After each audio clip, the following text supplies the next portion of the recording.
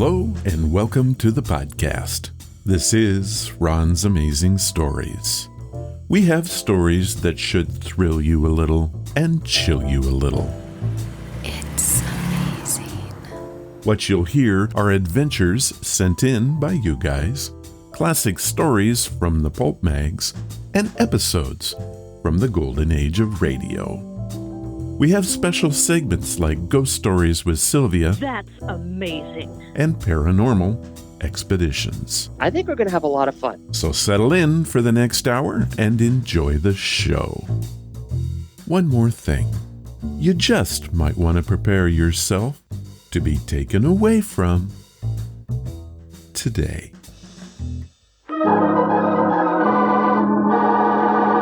Another 5-minute mystery.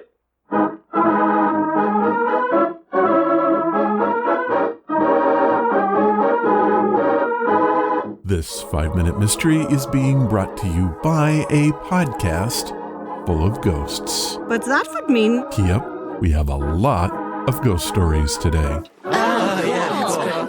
However, our 5-minute mystery is still just plain stupid. What?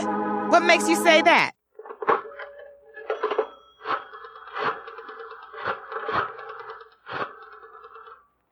Yes, city editor. Is Tom Jackson? Yes, who's this? Keep this under your hat, Jackson, and you'll have a front-page story. What is this, a gag? You won't think so when I tell you this is Rocky Stebbins. Well, and where have you been hiding out? You know the whole police force is looking for you? Yeah, I know. Did you pull off that job at the bank and kill that guard? That's what I want to see you about. I had nothing to do with it. And I want your paper to print the story. Can I come up and see you? Sure. What have I got to lose except my job? Anyone see you come in here, Stebbins? Not a soul. I even doubled back to make sure. Now, you're a square guy, Jackson, and I'm telling you the facts. I got an alibi. Yeah, let's hear your dream. The bank job was pulled off at 2 o'clock, see? At that time, I'm someplace else. Any witnesses? I got a silent witness. Yeah, who? It ain't a who, it's a what. I saw the explosion and the fire at the United Oil Company tanks this afternoon. Yeah, where were you when they blew up? I was up on top of Lookout Mountain when I saw the whole thing happen. What was the exact time the explosions began? It was 2:15. And you know, I couldn't get from the bank to the mountain in 15 minutes. Yeah, not very well. More than 10 miles to the foot of the mountain, and then that walk uphill takes a good half hour. And how? But why would I believe that you were on top of that mountain when the United States tanks blew up? I can give you an eyewitness description. Okay, go ahead. Well, it was such a swell day that I decided to spend the afternoon on the mountain looking out at the sights. Cut it out, Rocky. Get to the explosion. Okay. Well, I'm looking south, see, away from the tanks at the time it happens. All of a sudden, I start hearing some blasting. I turn around quick to the tanks, and some more explosions is tearing the air apart. But I don't see nothing. After one more blast, I suddenly see flames and smoke start pouring up from the tanks. Then some more explosions, then some more fire. It was the most horrible thing I ever seen in my whole life. My ears was coming off. Yeah, so are mine right now. Huh? What do you mean? Simply that your alibi is the biggest cock and bull story I've heard in a long time. Now stay where you are, Rocky. I'm calling the police. What mistake did Rocky Stebbins make in the telling of his alibi? In just a moment we'll know, but first...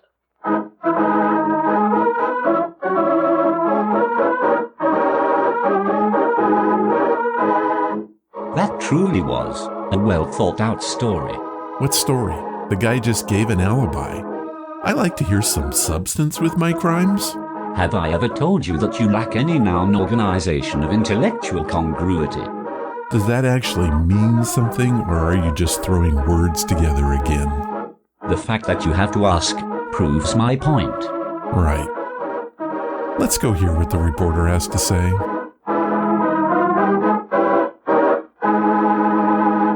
And now, back to our mystery. You were doing fine until you hit the climax of your story. Then it fell apart completely. You forgot one little fact that every schoolboy learns. The scientific law that light travels faster than sound. So what? So you said that first you heard the explosions and then you saw the fire, which, my friend, is an impossibility. Light goes at the speed of 186,000 miles per second, while sound only travels 700 miles per hour. The fire would have been seen first, and the explosions heard a few seconds later. A guy ain't got a chance. If it ain't one kind of law, it's another.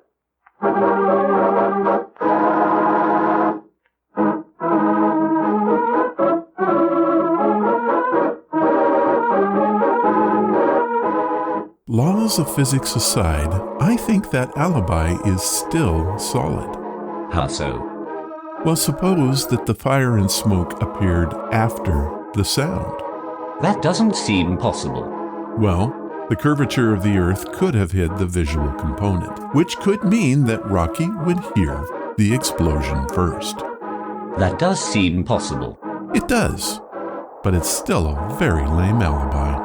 On that, we can agree. Thank you.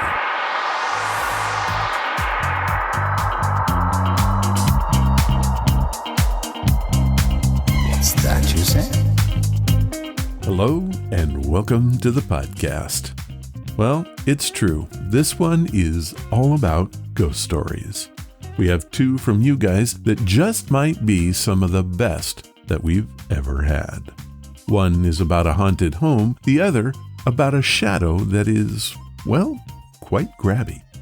Our featured story comes from the creative mind of Robert Aurtur, who just happens to be the genius behind the radio series, The Mysterious Traveler. We will end the program with Johnny, Is It True? That is part ghost story and part history lesson. I think you're going to like this one. Now, I have a request to make. As part of the 5-Minute Mysteries, I use computer-generated voices to elevate the mysteries to a whole new level. I've decided that I would like to use a real actor to portray the British guy. If you are British or think that your accent is good enough, would you be interested in playing the role? Send me a comment or email, and let's talk about that. Now let's get to the rest of the show with this one from Audible.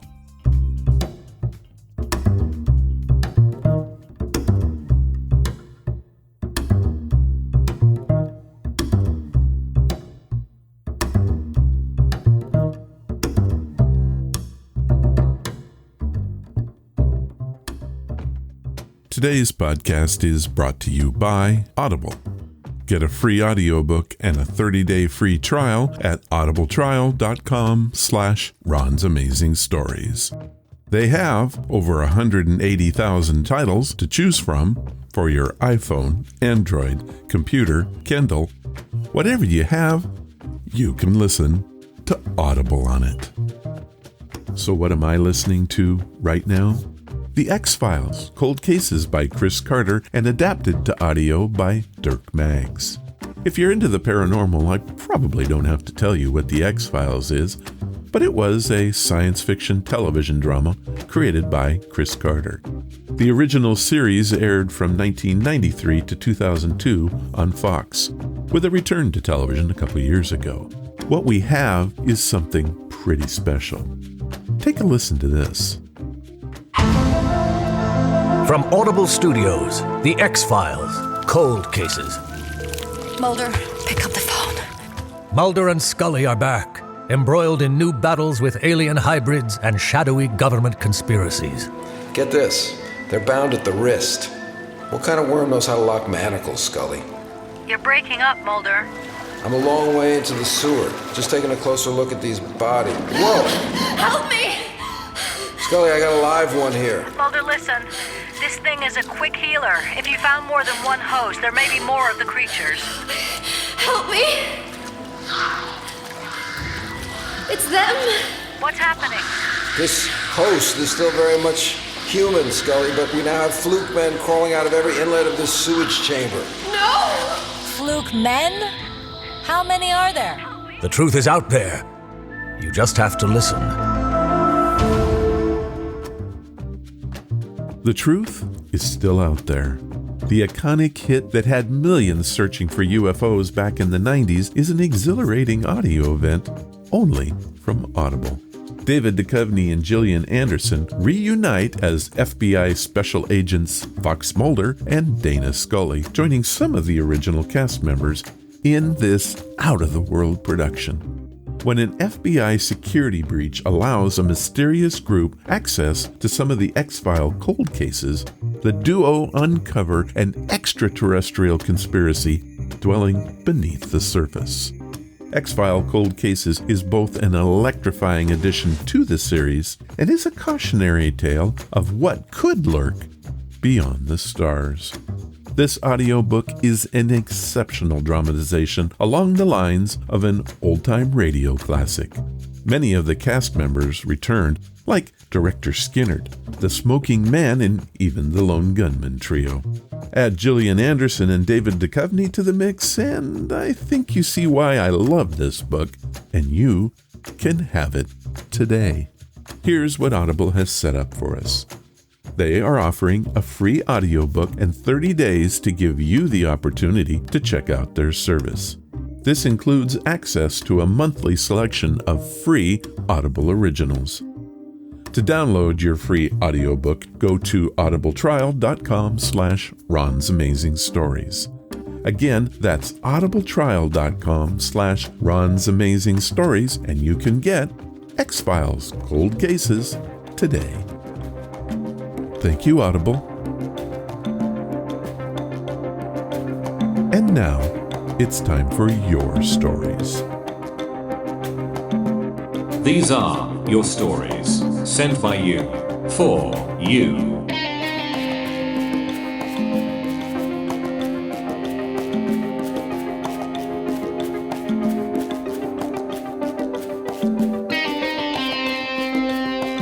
Well, like I said, it's all about the ghosts today and the places they haunt. Our first story was sent in to the show by Ray Owens, who lives in the great state of Pennsylvania, home of the steelworker and apparently ghosts. Here is a story that Ray has titled, My Haunted House. Hello, Ron. Love the show, and feel free to take my story, rewrite it, and make it sound good. Like you always do. For the record, I still live in this haunted house, and we love it. Thank you in advance for telling my story. My wife and I live in an old Victorian-style house in Pittsburgh, Pennsylvania. I'm not really sure when it was built, but it was at least in the late 1800s. When we first moved in, everything was peachy. We'd get up in the morning, have our coffee, get to work on restoring the house, then call it a day, and move on. We bought the house originally because we fell in love with the design and knew it just had to be restored to its original glory. We were newly retired and had the time and the gumption to get her done. It was the third year that things started to go strange. One morning I got up and was standing in my bathroom. I felt a hand on my shoulder. I thought for sure it was my wife and turned to find nothing.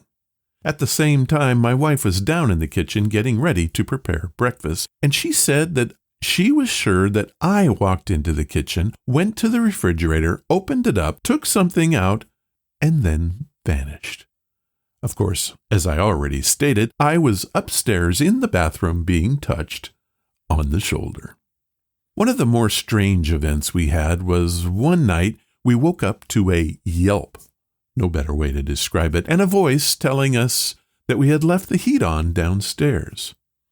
Well, the house has central heating, and so therefore it doesn't really matter where you leave the heat on, it just maintains temperature, so the comment made no sense.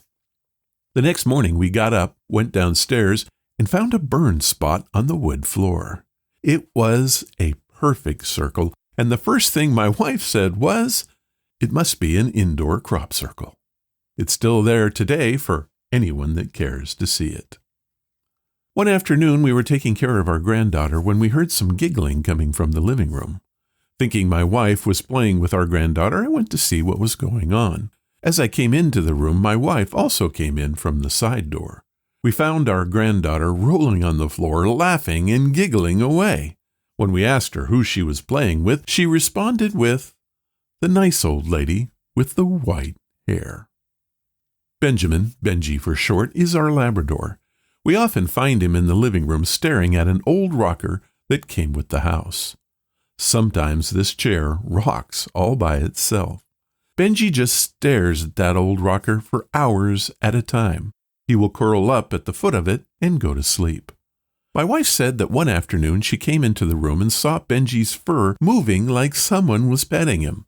She grabbed her phone to capture it, but it stopped before she could get set up. All of the hauntings in this house seem pretty benign. We've never felt any kind of malevolent behavior. I've done a lot of research on the house, and I can't find anything that would indicate that someone had even died in this place. My guess is that it's a former owner who just doesn't want to leave. Ray Owens, Pittsburgh, Pennsylvania. Well, first off, this is our very first submission from Pittsburgh, so thank you for that. I love ghost stories like this one. They are what I think ghost stories should be all about. Ghosts get so much bad publicity that it's nice to hear about one that is, well, just strange. Thank you, Ray. This next story originally appeared on Reddit. It was sent in by Fear Fierce, and he didn't say where he hails from. He has titled his story, The Hand Under the Bed. Back in 2003, I was 8 years old. Our family had just moved to a new country, and it was our first night in an apartment my stepfather had rented for us to live in. So, due to jet lag and having already slept on the plane, I was wide awake. It was past midnight, and I was lying in bed. For you to understand this story better, I'll have to explain what the room was like. So I had my bed at the end of the room below the windows, and on the other side was the door. Next to the door was a walk-in closet. Both doors of the closet had mirrors on them. They were pretty big. I'd say it covered 75% of the wall, so I could see my own reflection when I was on my bed. Anyhow, I laid there, waiting to fall asleep.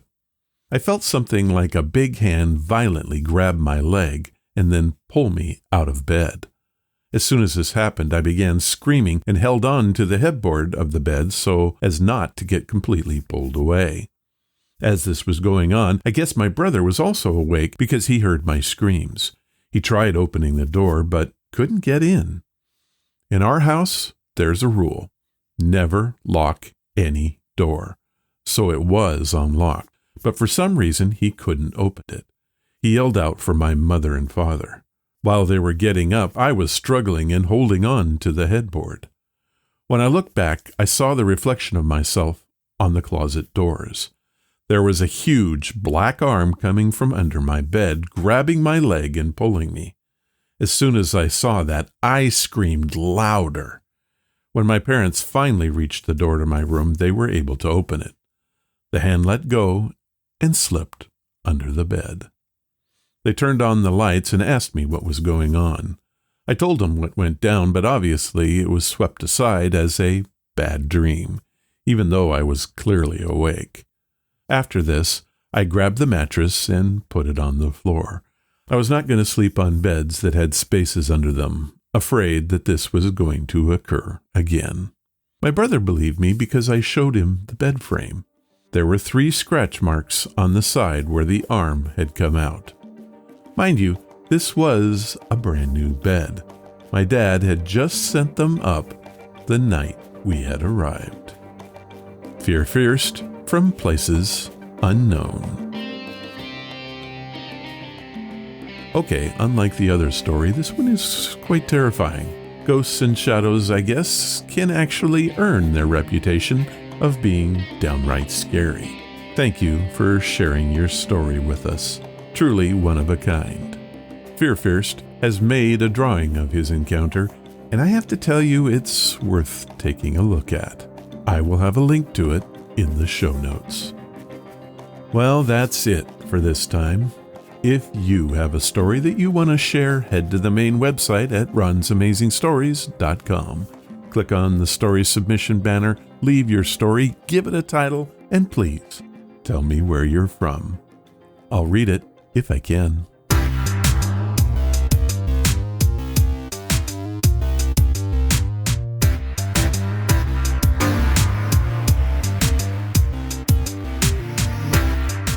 Our featured story for this week comes from the active mind of Robert Aurtur.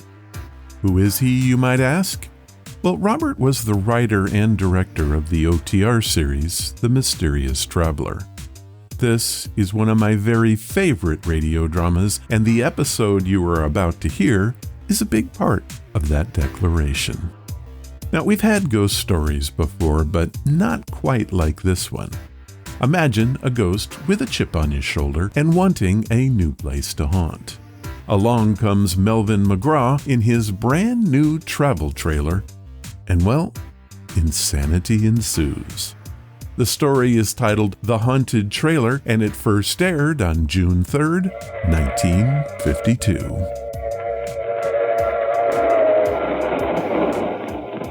The Mutual Broadcasting System presents The Mysterious Traveler. Written, produced, and directed by Robert Aurtur and David Cogan, and starring one of radio's foremost actors, James Stevens, in The Haunted Trailer.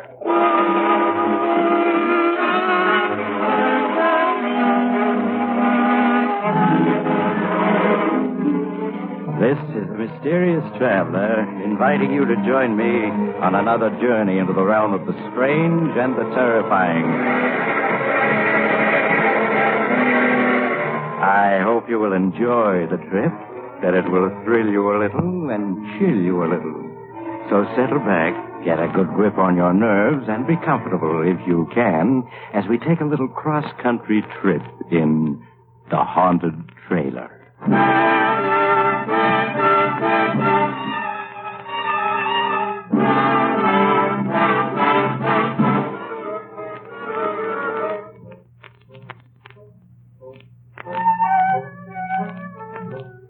Before we begin, I have a question for you. Do you believe in ghosts? No? That's good. Then my story won't bother you in the least. So let me introduce Melvin McGraw, as nice a young man as you'll ever meet, in this world or the next. Melvin is very unhappy. He has a story he wants to get off his chest. All right, Melvin, tell us all about it. Maybe it'll buck up your spirits.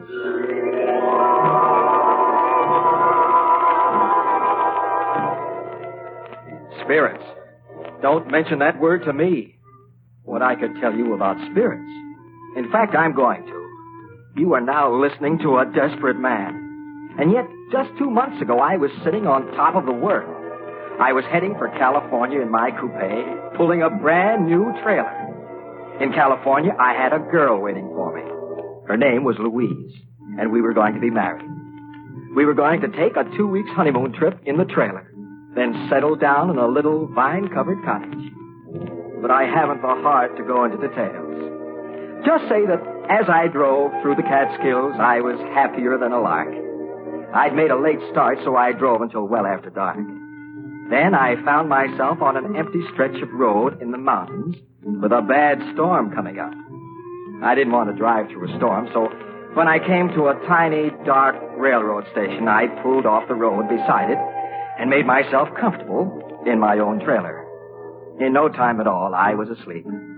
But about midnight, a terrific clap of thunder woke me up. I sat up, bumped my head, and blinked.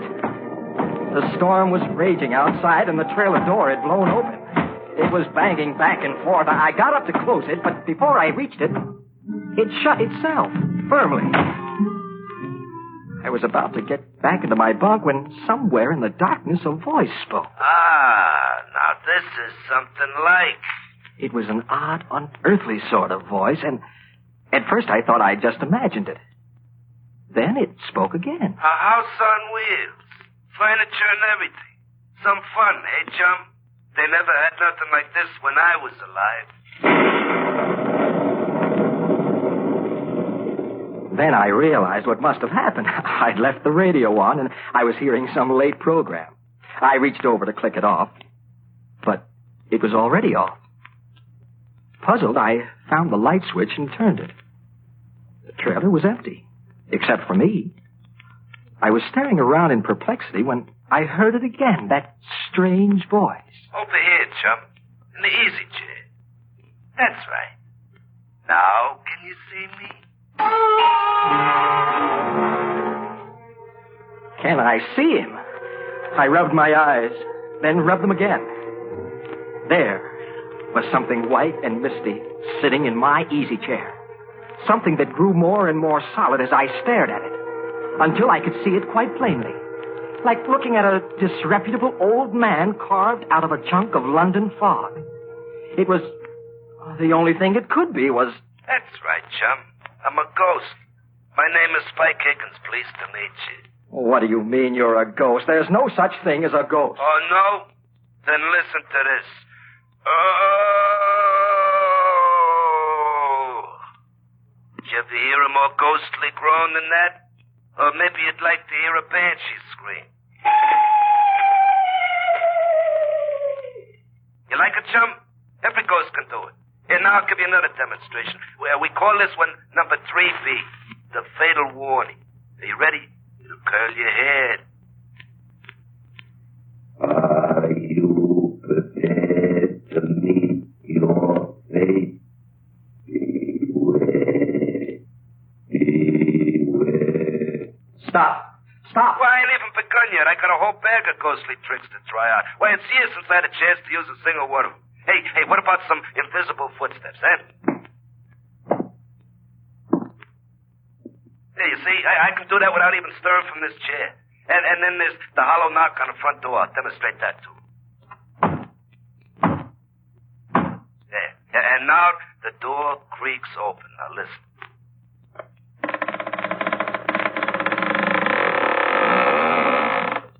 See? Now, just suppose you was alone in a deserted house at night and you heard all them noises. What would you do, huh? I'm asking you, chum. I'd run like the dickens. Yeah, I bet you would. Anybody would. And now do you believe I'm a ghost? Or should I give you some more of my repertoire? No. I'm convinced. You're a ghost. Well, that's better. Now that we're acquainted, you can call me Spike. That's my name, Spike Higgins. Born March 28, 1888. Died April 15, 1930. Well done, now good and faithful servant. Oh, I certainly wish I could wake up. This dream I'm having is ghastly. Not ghastly, ghostly. And you're not asleep. Hey, but speaking of sleeping, it's after midnight, and this is the first time I've been near a bed in more than 20 years. What do you say we turn in, man? You mean... you're suggesting you're going to sleep in my trailer? Well, why not? That's what a trailer's for. A home away from home. No. I won't stand for it. Now, get out. Why did you ever come in here in the first place? Well, why did you stop at my territory? Answer me that, chum. Don't call me chum. My name is Melvin. If my name was Melvin, I'd rather be called chum. Okay, Melvin, you invited me in. I did no such thing. I deny it. Well, you stopped beside my railroad station, didn't you? What do you mean, your railroad station? That old station outside, I haunted. A haunted railroad station? I never heard of such a thing. There's plenty you never heard of. Well, back in 1930, I was a bum, see. I rode the boxcars. Well, one night I was trying to get away from a railroad bull. Toughest railroad dick in the business. Name of Dan Vancher. Well, I slipped off the top of a boxcar just as we was passing his station, see? Well, so I got appointed resident ghost for 7 Pine Station. A real lousy break. Hasn't been anybody in the station after dark for 10 years. And then tonight you come along and park. Well, naturally, I invited myself in. Oh, that's some layout you got here. Well, why did you stay if you disliked it so? Had to. I was doomed never to leave. Punishment, you see. You were doomed to stay here forever? Like I said, never to leave. Why? I'll show you, Spike. This is where you and I part company.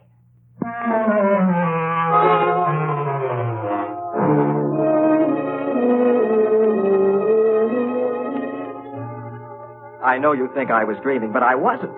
I was sitting there in my trailer talking to the ghost of a very disreputable-looking hobo. And I saw that I had to take drastic action. Spike had said he was doomed to stay there forever. But I wasn't. I hurried out of my trailer, climbed into my coupe, started the motor, and pulled away from there. I didn't stop until I'd gone 20 miles and left Spike Higgins' ghost safely behind me. Then I found a spot off the road, stopped, and went back to my trailer, completely bushed. Oh, boy, now for some sleep. Oh, I'm dead. Watch your language, Melvin. I'm dead, not you. Spike. Here I am, Melvin, in the other bunk. No, you can't be. You said you were doomed to stay forever back at the railroad station. Well, I said I was forbidden to leave. I didn't leave. You hauled me away in your trailer. So now the curse is broken. I can go any place I want. Then go. Any place. I don't care where, as long as it's someplace else. Oh, but I like it here, Melvin. Nice, cozy, good company, plenty of scenery. I'll tell you what I'll do. If looking at me bothers you, I'll merge. Then you won't be able to see me. Merge with what? Merge with the otherwhere. So long, chum. I mean, Melvin. So long. He was gone. Except for me, the trailer was empty. Then I knew it had just been a dream. I took a stiff drink of scotch and tumbled into my bunk. Next morning, the sun was shining. I thought about Louise and cheered up. I made myself a cup of coffee and started out happy as a lark again. I stayed happy almost all day. Then, as it was getting on towards evening, a cold, clammy draft chilled the back of my neck, and... Hello, Melvin. It's me, your old chum, Spike. You're not my old chum, and where are you? I can't see you. Well, give me time, Melvin. Give me time. I've been merged with the otherwhere all night. I can't materialize again too fast or I'll strain my protoplasm. There, how's that? You transparent monstrosity. I thought you were just a dream. Oh, have I got to convince you all over again? Okay, I'll run through my repertory for you. The ghostly groan, the dying scream, the scream of the banshee, the hollow footsteps, the squeaking door. No, anything but that. I couldn't stand it again. Well, okay then. Oh, but I left one out last night. The mournful howl of a dog. You know, in every ghost story, there's always a dog howling someplace. Well, that ain't a real dog. It's just a standard ghost sound effect. You like this, see? Oh, no. My nerves can't stand anymore. Melvin, chum, you're gonna have to toughen up. You're gonna be hearing a lot of them ghostly noises, and you just gotta get used to them. What do you mean? Well, you and me are gonna be seeing a lot of each other. I am now the resident ghost of this here trailer. Congratulations, Melvin. You own the first haunted trailer. Oh, don't be ridiculous. Nobody ever heard of a haunted trailer. Well, they're going to hear of this one. You'll be famous all over America. Oh, that's absurd. A haunted trailer. Why not a haunted ferry boat, a haunted boxcar, or a haunted Pullman? What, do you think there ain't? Why, there's a haunted ferry boat makes the crossing at 125th Street every stormy night. And then there's a haunted boxcar. Never gets where it's going. Pal of mine rides it, name of Boxcar Benson. And speaking of trains, didn't you never hear the Phantom Express? The Phantom Express? Yeah, it's an all-Pullman car job, and nobody rides it but hobos who've been given a reward, see? It only travels by twilight, and it goes 1,000 miles an hour. Always traveling, never stopping. That's heaven for us poor restless hobos. Indeed. Yeah, so what's so funny about a haunted trailer? Now I ask you.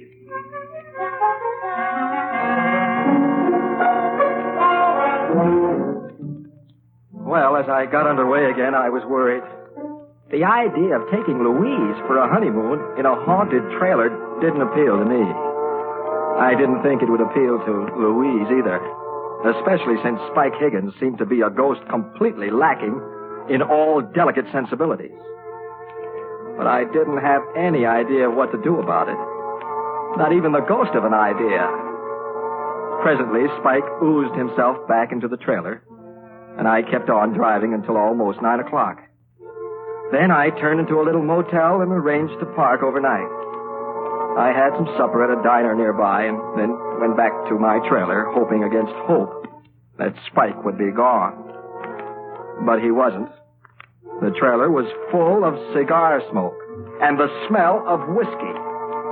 There was Spike sprawled out on my bunk, inhaling the smoke of a cigar that burned in the ashtray, and from time to time leaning over to sniff at an open bottle of scotch. And to make it worse, another phantasmal character, long and thin and disreputable looking, occupied the other bunk. They were two thoroughly intoxicated spirits. Oh, many brave hearts lie asleep in the deep. So beware,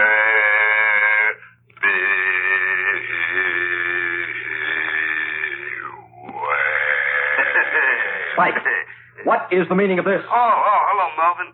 Melvin, I want you to meet an old pal of mine, Nitro Nelson. Pleased to meet you, Melvin. I'd shake hands if I had any hands. Spike, I asked you a question. What is the meaning of this? Why, Melvin, we're just celebrating, that's all. I ain't seen Nitro for pretty near 25 years, so we're having a little fun. We're just a couple of high spirits. You get it? Huh? Very funny. Well, get this Nitro ghost out of here at once. This is my trailer, and I don't want him here. Yeah, sure, Melvin. It's your trailer, only I'm the resident ghost, see? I got full rights to extend hospitality to any other ghost, ghoul, phantasm, spirit, spook, boogeyman, werewolf, vampire, or poltergeist I want to. Look it up, the Spirit's Handbook, Section 7, Paragraph B. Besides, Melvin, there's a lot worse things than me that Spike could have invited. You know, some of them werewolves now. Brother. All right. Let's not talk about it. Just thinking of such things makes me nervous. But you'll have to stop singing. Suppose somebody heard you and came to investigate. Oh, well, okay. And anyway, it's time to turn on the radio. Turn on the radio? For what? But to hear it, stupid. Let's see, Yeah, this ought to be the right station. May I ask, merely out of morbid curiosity, what program a ghost would listen to? Well, you don't have to ask, you'll hear it.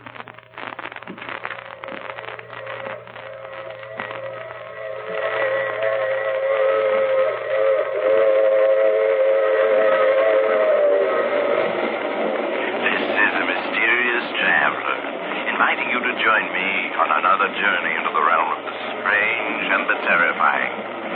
I hope you will enjoy the trip, that it will thrill you a little and chill you a little. So settle back, get a good grip on your nerves, and be comfortable if you can. Mysterious Traveler. Oh, that's a pimperoo of a program. Oh, no. Turn it off. What's the matter? You don't like the Mysterious Traveler? All us ghosts listen to it. Oh, I like it all right, but you don't expect me to listen to it with two ghosts right in the same room with me, do you? Sometimes he even scares us. Okay, we'll turn it off. Look, Spike. Yeah, Melvin. What'll you take to go away and leave me alone, both of you? Oh, Melvin, you don't understand. I've took up my abode in this here trailer. I'm your ghost now. Your family ghost. Where thou ghost, I will ghost. Hey, you get it? Then am I to understand you refuse to clear out? The answer to that, Melvin, is absolutely. Well, in that case, I'm going to rent a cabin for the night.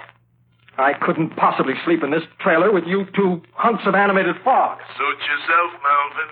Anyway, me and Spike got some practice in the dope. Okay, Spike, let's go. First, the mournful dog howl.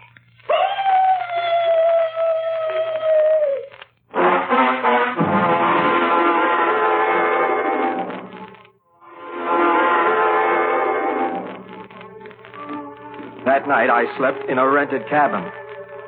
The next morning, I drove on westward with my two phantom passengers and tried to pretend they weren't there.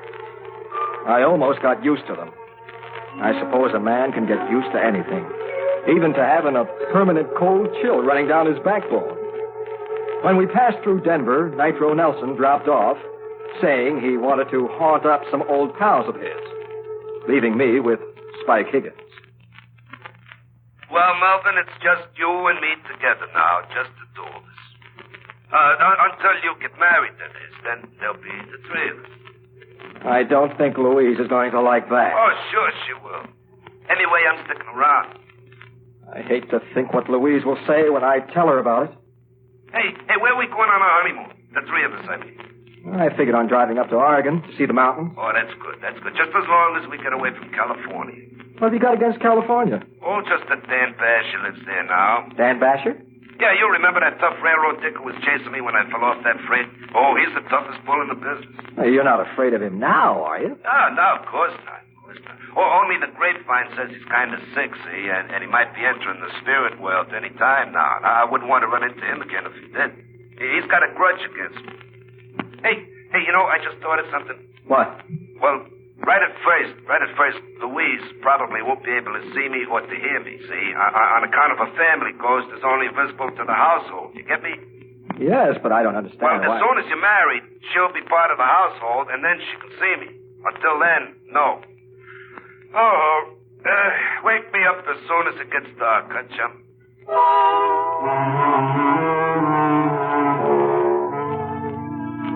3 days ago, we reached Santa Monica. I rented parking space in an auto cab and immediately phoned Louise.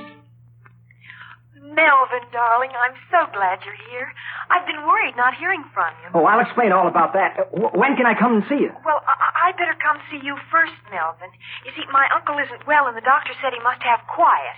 I'll be there in an hour. I hurried back to the trailer and tried to clean it up. Spike Higgins' ghost lay on a bunk and watched me cynically. Hey, take it easy, Melvin. You're no good at housework. You know, this place needs a woman's touch. Now listen, you. You've got to promise not to frighten Louise. I told you, Melvin. She won't even know I'm here. I certainly hope not. That would ruin everything. Here she comes now.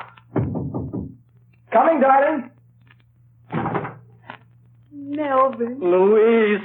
Oh, here, let me help you in. Oh, thank you, Melvin. So this is it. The trailer you wrote me about. Uh-huh, darling. Look, here's the stove, and an icebox, and a built-in bar. A bar? Uh-huh. Oh, now, Melvin, you know I disapprove of spirits. I resent that. Be quiet.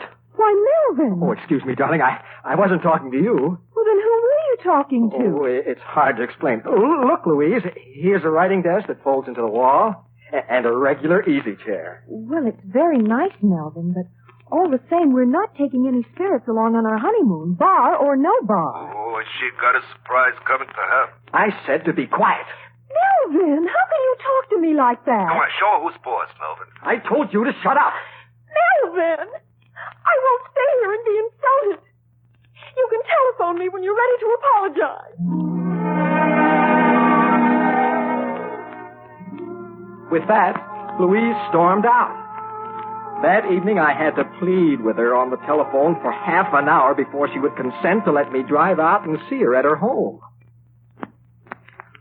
Oh, really, Melvin, you were very rude this afternoon. Oh, I'm sorry, darling. I'm overwrought. I apologize. Well, you do look rather haggard, Melvin. And the way your hair stands on end, you really should do something about it. I wish I could. Louise, how soon can we get married? Well, I don't know. It depends on Uncle Dan. Uncle Dan? Uncle Dan Basher, my mother's brother. He's very ill. The doctor just gives him a few more days. Your uncle is Dan Basher, who used to be a railroad detective? Why, yes. And he's dying? I'm afraid so, Melvin. But you needn't look so pleased about it. Oh, sorry, darling. Look, I must talk to him now. Oh, but the doctor said he can't. Just for a minute, darling. It's very important. Well, maybe just for a minute.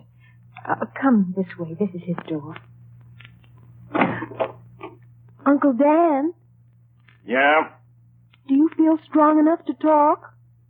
What about? Well, it's Melvin, my fiancé. He wants to meet you. Send him in. Come in, Melvin.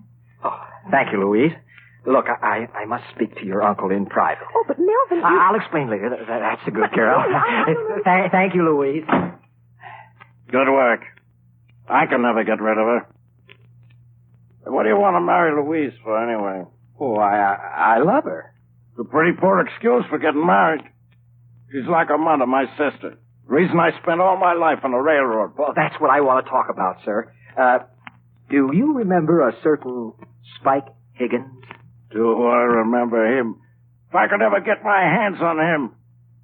Do you know him? I know his ghost. He's haunting my trailer. He is, huh? I'd certainly like to meet up with him. Well, I'd certainly like you to. He's outside now. My trailer is parked at the curb.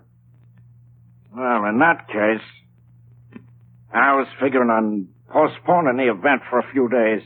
But for the privilege of meeting up with Spike Higgins' ghost. Yes? Lad, go outside and wait. I'll be out in a couple of minutes. In the spirit.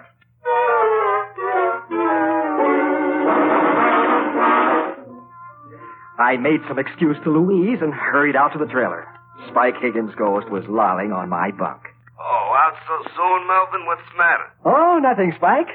Nothing. Hey, you're up to something. What is it? Nothing, I tell you. Oh, relax, Spike. Relax. I got a funny feeling.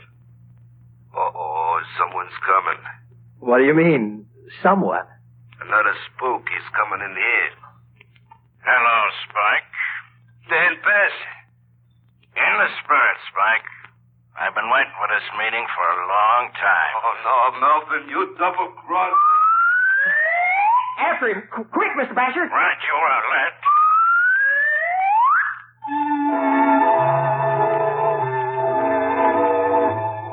I rushed outside. 3 blocks away, I saw a long freight train puffing away. Spike Higgins' ghost was racing for it with Dan Basher's spirit gaining on him. For the first time in a week, I felt happy again. Melvin. Louise. Melvin. Uncle Dan. He's gone. Yes, I know he is. You know?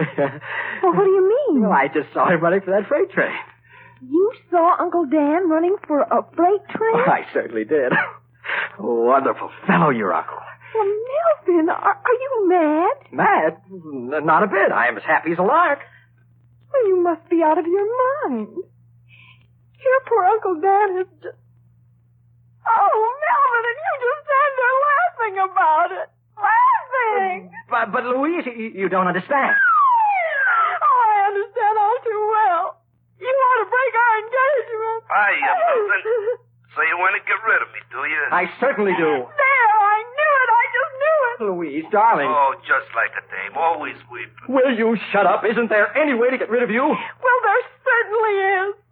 Goodbye, Melvin McGraw, forever. Louise. Oh, never mind, Melvin. You've always got me.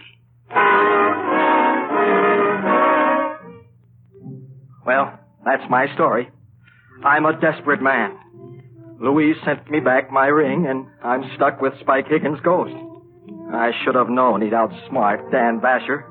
He left Dan's spirit hunting the freight train for him and came straight back to me. Now I'll never get rid of him. I'm just a shadow of my former self. I can't get a job. Oh, look. Do any of the radio stations carrying my story need a good sound effects man for mystery programs? Oh, with me and Spike Higgins' ghost working together, we can guarantee authentic effects. Here, look. We'll give you a demonstration. Spike, let's have the creaking door. Now, the fatal warning. Are you prepared to meet your maker? Now the dog howling in a cemetery.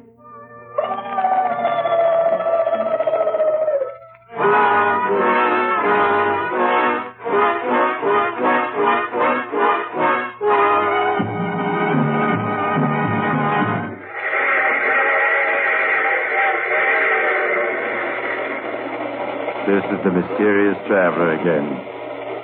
Dear me, what an odd story Melvin had to tell. Really, I don't know whether to take it seriously or not. A haunted trailer. It would be just the thing for my summer vacation. I do know a haunted telephone booth where I make all my calls. Oh, but I'm just joking. There are no such things as ghosts. Are there, Spike? Oh, of course there ain't. Well, the whole idea is ridiculous. You see? Oh, you have to get off here? I'm sorry. But I'm sure we'll meet again. I take this same train every week at this same time.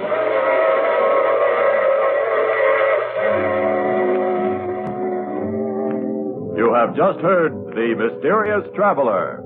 And now you can also enjoy other tense and dramatic stories of The Mysterious Traveler in the June issue of The Mysterious Traveler magazine. In our cast were James Stevens, Larry Haynes, Bill Zugert, and Shirley Blank, with Maurice Tarplin starred in the title role. Music is under the direction of Emerson Buckley and was composed by Richard DuPage. This program came from New York.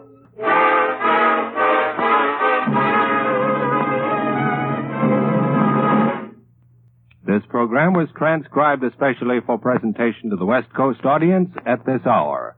Listen again next week at this same time for Mysterious Traveler. And stay tuned now for Let George Do It, heard over most of these same stations. This is the Mutual Don Lee Broadcasting System.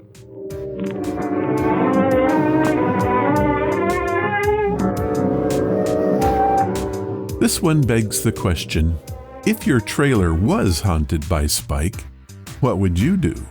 I, for one, would go to my best ghost hunter friend, Sylvia, and deal with the problem in quite a different manner. What a fun story that was, and quite the departure for The Mysterious Traveler. Robert Aurtur wrote some incredible stories for that series, including one that has been called one of the golden age of radio's best, Behind the Locked Door. I highly recommend that episode, and I will have a link to it in the show notes. The Mysterious Traveler was written and directed by Robert Aurtur and David Kogan.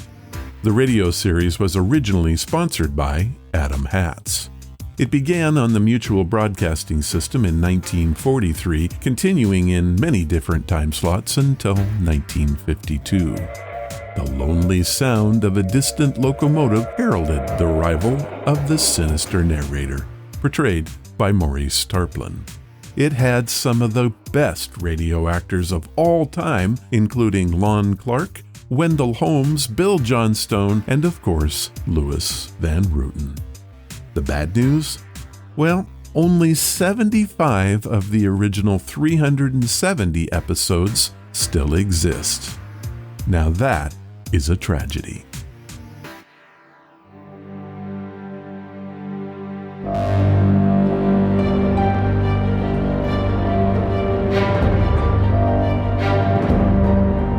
Johnny, is this true? Okay, I like to surf the internet looking for stories and other oddities.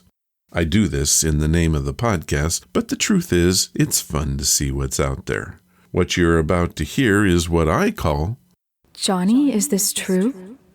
I will tell you a story and then ask the question, did I make it up or is it true?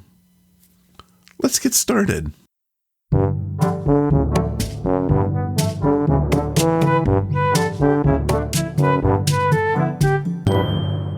Johnny, is this true? Yep, Johnny, Is It True is back. I have to say that this is one of my favorite segments to create. This time we'll talk about historical ghost stories. Now I know what you're saying, that there's no way I can prove that any of the stories you're about to hear are true. But what I can do is test your history knowledge. I promise that at least 2 of the stories you're about to hear have some truth to it. Wanna play? Yeah! Okay then, let's get started.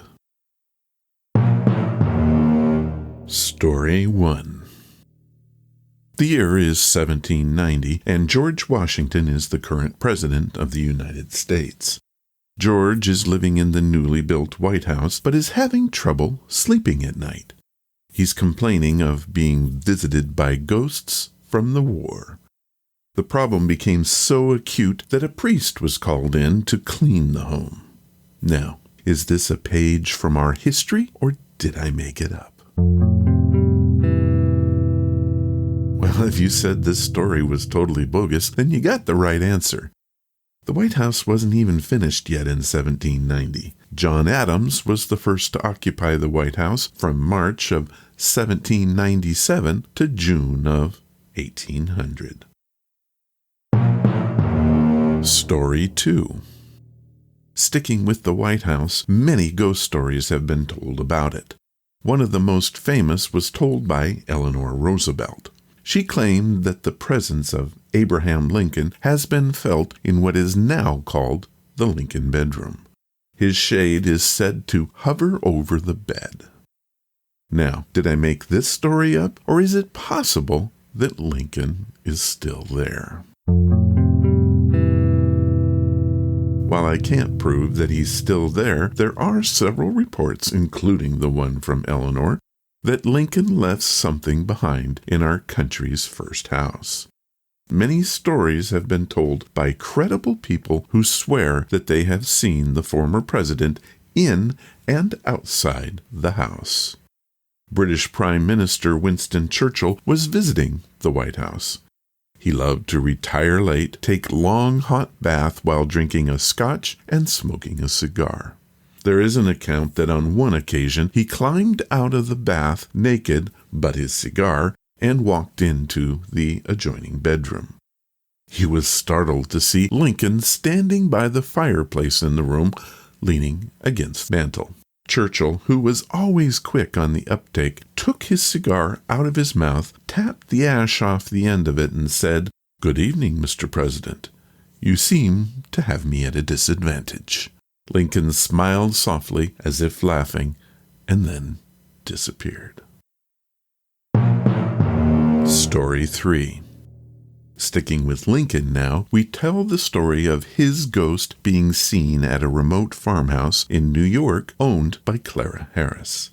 Clara was one of the guests who was with President Lincoln that fateful night he was shot. Now, did I make this story up, or could it have some basis in fact? Well, if you said this one was based on fact, you got it right.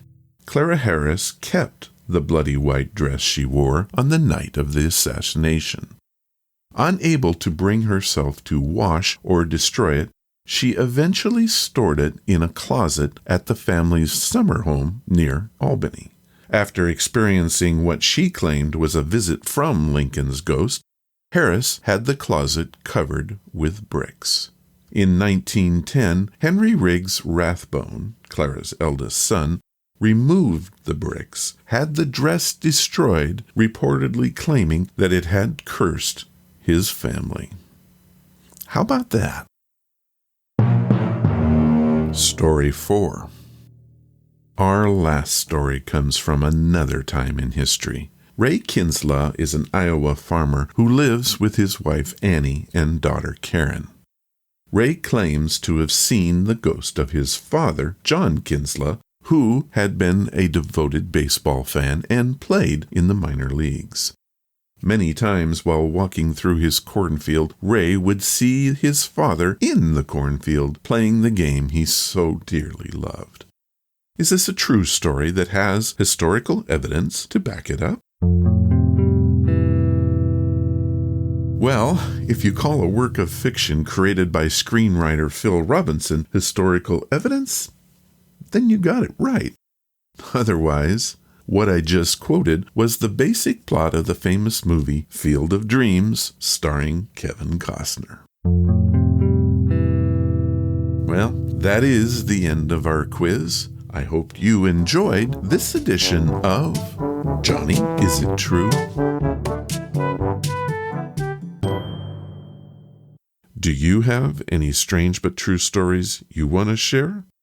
If you do, send them to ronsamazingstories@gmail.com, and I'll use them if I can.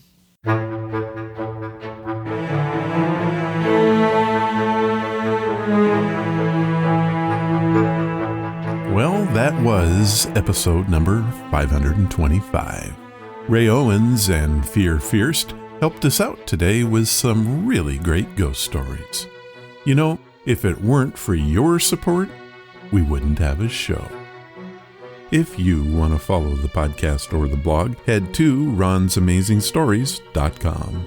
There you will find any of the links I mentioned and how to contact us. Do you want to help the show? The best thing you can do is to tell your friends all about it, and please leave reviews or feedback wherever you listen. Clicking that follow or like button makes us grow. Thank you for listening, and I hope you come again to find out what are Ron's Amazing Stories.